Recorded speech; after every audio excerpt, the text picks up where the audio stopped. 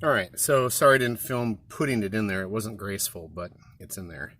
So you can see now the spring coil sitting on the spacer and the coil extension finger, I don't know what you call that thing, is now way down here, so that even if I fully flex out, that spring's not going to fall out of there, because the maximum flex does not exceed the spring fully expanding and then passing that new red stopper. So there's a budget way to do it. Cut off a piece of your scrap tent pole sitting around. Painted it red, of course. Scratch it right there. Oops. Stuck a bump stop in just for good looks, good measure.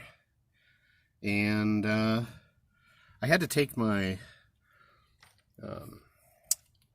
the track bar or the sway bar link out, because the one thing about getting those springs in and out is you got to use a spring compressor.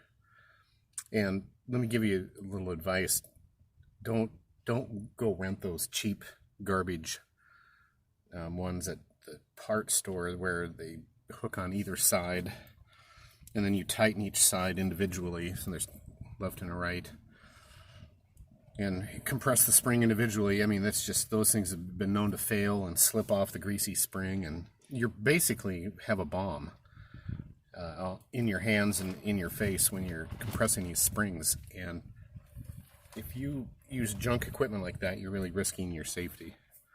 So I don't, that's not acceptable in my book. So I just ponied up and bought the clamshell spring compressor, which they're about 150 bucks.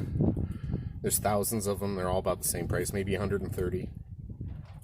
But this is a nice system because it clamps on, it's steel. Each one clamps on. It's got a little pin that locks in the other side all the way around. You want to make sure you lubricate the spindle there. And you want it reasonably square when you've got it on there, even though these springs are not perfectly parallel to each other.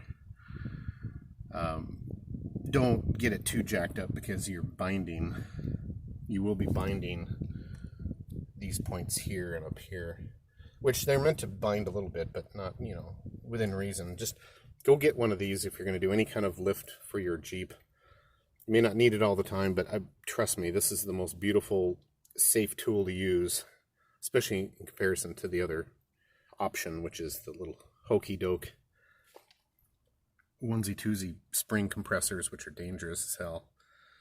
Anyway, that's my backyard budget solution for a spring pocket extender, I guess. I guess it's called a spring pocket extender. Anyway, I hope that helps, and good luck.